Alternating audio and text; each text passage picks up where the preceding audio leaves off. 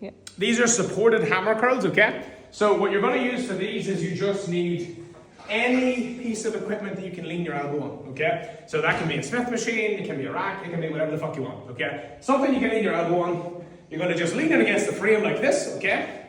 Elbow rested nice and firm, just like that. Make sure your own leg is out of your way. So in my case, I've just sort of swung it across the body. I'll actually face this way so that this isn't in the way. And then all I'm going to do is exactly like I would do with a normal hammer curl, okay?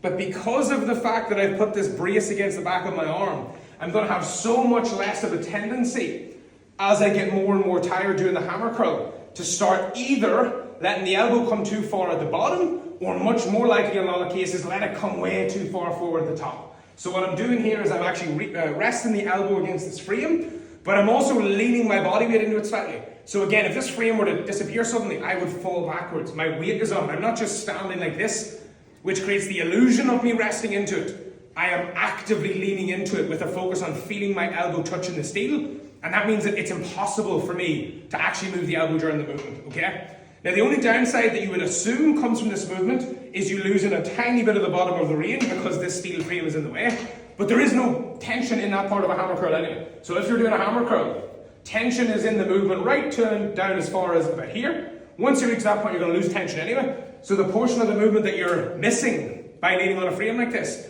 doesn't actually have any tension anyway and isn't really effective. So you're getting all of the beneficial part of the range, none of the non-beneficial part, and what you're going to find is you're going to be able to train it closer to failure. It's going to feel much more stable. You're not going to cheat on the movement, and you will be able to develop the muscles much, much better. So that is a supported hammer curl. You can use a frame like this. You can use anything at all you want to lean on. They're all the same.